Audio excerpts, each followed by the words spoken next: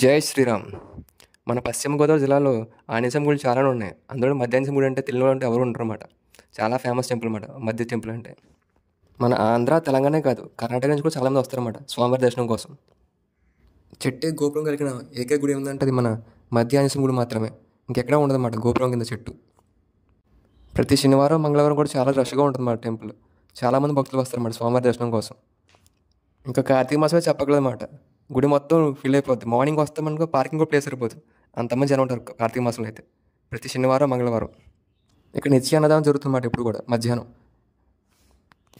చాలామంది భక్తులు ప్రదక్షిణ చేస్తారన్నమాట స్వామివారికి. 108 ప్రదక్షిణ చేస్తారన్నమాట ప్రతి మంగళవారం, శనివారం. నేను ఈ గుడి కట్టక ముందు నుంచి వచ్చానమాట. చిన్నగా ఉండేది అప్పుడు ఫస్ట్లో గుడి. ఇప్పుడు చాలా పెద్ద గుడి అయిపోయింది. చాలా డెవలప్ అయింది టెంపుల్ మొత్తం. ప్రతి శనివారం స్వామివారికి అభిషేకం. పూర్వాభాద్ర నక్షత్రం రోజున స్వామివారికి కళ్యాణం జరుగుతుందన్నమాట ఈ గుడిలో. ఈ మధ్యన ఆదివారం హోమం మొదలుపెట్టారు. స్వామివారికి హోమం చేస్తున్నారు ప్రతి ఆదివారం కూడా స్వామివారి ఆలయంలో. త్రేతాయుగంలో రావణుడి సైన్యంలో మధ్వాసురుడు అనే రాక్షసుడు ఉండేవాడు అన్నమాట. ఆయన హనుమంతుడి యొక్క యుద్ధ పరాక్రమం చూసి అస్త్రసన్యాసం చేశారన్నమాట. హనుమ అంటూ ప్రాణం విడిచారన్నమాట. ద్వాపర యుగంలో మధ్వకుడు అనే పేరుతో జన్మించారు. కురుక్షేత్ర యుద్ధంలో కౌరవుల తరపున పోరాడారన్నమాట ఆయన.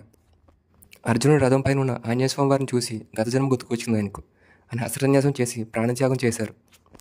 కలియుగంలో మధ్వుడు అనే పేరుతో జన్మించి హనుమంతుడి అనుగ్రహం కోసం తపస్సు చేశారు ఎన్నో ఏళ్ళు మన ఇరకాల ఒడ్డున.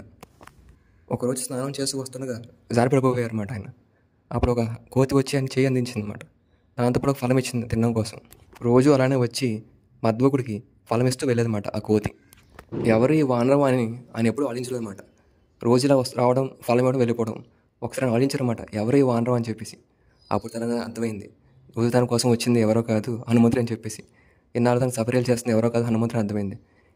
ఇన్నాళ్ళు తనతోనే ఉన్న హనుమంతుడిని ఆయన గుర్తించేందుకు చాలా బాధపడ్డారు. ఇంతలో హనుమంతుడు ప్రత్యక్షమయ్యారన్నమాట ఆయన ముందు. నీ తప్పేమీ లేదు, నీ యొక్క స్వామి భక్తి మెచ్చి నేనే సపర్యలు చేశానమాట ఇన్ని రోజులు నీకు. ఏం వరం కావాలో కోరుకోమని చెప్పి హనుమంతుడు అడిగారన్నమాట మధ్వుడిని. మీరు ఎప్పుడు కూడా నాతోనే ఉండాలి స్వామి అని అడిగారన్నమాట మధ్వుడు ఆంజనేయ స్వామి వారిని.